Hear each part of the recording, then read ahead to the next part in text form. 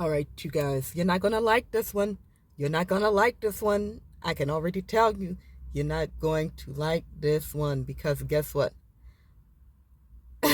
Get ready for my singing. Last night I heard the screaming, loud voices behind the wall. Tracy Chapman. Uh, Thought that I was dreaming, and I may be getting the lyrics wrong. When I saw the ambulance in the road, ambulance, and the policeman said, I'm here to keep the peace. And that's all I remember. But yeah, this is one that I thought of off the top of my head again. And it's always got my trusty notepad so I don't forget anything. That the title is God is Compelled to Help Itself. And I kind of go back and forth between using God and all that is. I think I'll start using all that is more often because when I bring up God, it's like people are like, God, you're turning this religious, oh, religion. No, it's just to use a word, a simple word that kind of breaks it down and keeps things in perspective. But I'll use all that is, the one, the energy. Let's go with that so that just keeps everything together.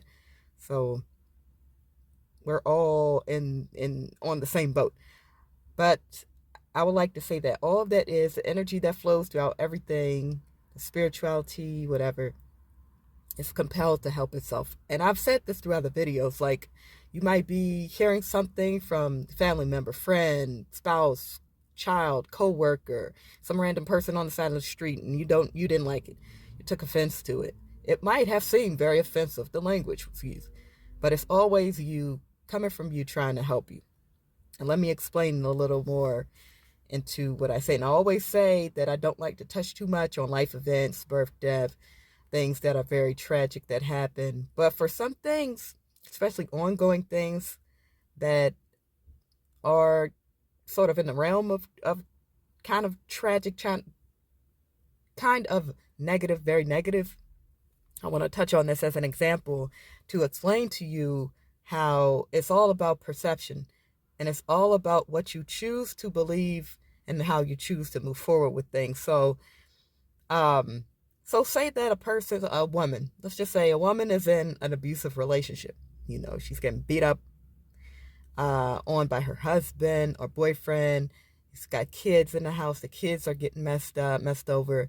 You know, why is she in that situation? Why is she staying in that situation? There could be many reasons why. And you might think like, oh my God, her life is so bad. That guy he's in the wrong. Like he should be put in jail. She should do something. She should get out of there. Excuse me. The fact of the matter is that God is in all of us. God is even in that man that's beaten up on her and almost half killed her and put her in the hospital. God is in that man that abusing the children. And I'm going to tell you how this all makes sense. Because I know right now you're getting mad. You're like, no, no, no, that's not true. But I'm going to tell you how it makes sense. Okay. We can only speak. I'll say it in this way, and I may make another video about this, but we have free will of choice. Everybody has free will of choice, even if you're locked up. Because you can create from within to create your own escape. Your chains and your prison is only in your mind and what you believe that you're locked up in. But you can create your own escape. So, I was talking too much and lost my place. But in any case, so this is what's going on. That's happening. That negative stuff is happening. The person that's looking from the outside will blame the guy and they wouldn't blame nobody else. But it's really, you have free will. You have free will of choice. But God is within everything. All that is, spirit, energy is within everything, flowing through everything. So you're always going to be compelled to help. God loves, I keep saying God, I'm sorry, you guys. Energy loves itself. Spirituality is love. It's just love. It's just trying to help. It's just trying to lift itself out of the negative and into the positive all the time, all the time. So why is this lady sitting here and enduring this, getting beat up, allowing her kids maybe, or maybe it's just her getting beat up, an abusive relationship, abusive boyfriend, abusive girlfriend, abusive this, abusive. Why is this happening? Why are you in this situation where you're suffering like this and you don't see no way out? Because you choose to see no way out. God is in that person that's beating you up. And what the lesson here is that you need to develop a sense of knowledge that I have to get out of this. You know, as clearly as I can state it, how many punches is it going to take? Okay? Because that's the point. It's like to get you to the point of no return to where you're like, how many punches is it going to take? And not to do a negative thing more negative, like, you know, what do they call it now? I gotta make sure I say the right thing on YouTube. It's not to delete yourself, because that's going back into the negative. It's to get you to the point of no return, to your back's up against the wall, to where you say, I gotta make a change for myself. And I know before I've said, don't run away, don't run away. But if you're in a situation where your life is in danger, you got to make the change to move physically, and then make the change to not go back. So it has to be physical, but then you're going to make the change inside so that your life doesn't stay the same. You can't pick up the phone no more when he calls. You can't answer no texts, no social media. Don't get lonely and be like, well, it wasn't always that bad when he wasn't hitting me. It wasn't always that bad when he wasn't yelling at me, when he was saying, calling me out my name, calling me a B in the street. It wasn't always that bad. Don't go back, because you're going to turn into the same person, and all that work he did beating you up ain't going to count for nothing. It's not going to count for nothing. It's God, you know? It's tough love sometimes. In order to get you to the point where you realize your own self-worth and get yourself up out of that situation, how many punches is it going to take? How many sharp words is it going to take? How many violent situations is it going to take for you to realize that you are spirit incarnate, that you are worthy, that you don't got to take this ish. You don't got to be here and beat up by this person. Like, what is this? I'm worthy. I'm worth more than this. I deserve better than this. Like, stand up. You don't got to take this. And you don't got to leave. You don't got to leave this world. You deserve to be here. You deserve beautiful things. You deserve wonderful things.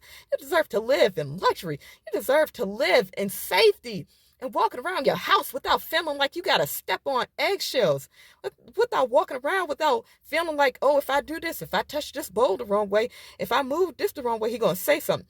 If I do this the wrong way, she going to say something. So you don't have to suffer no more. You know, that's the thing that people are afraid to do. They're afraid to tell people what's going on.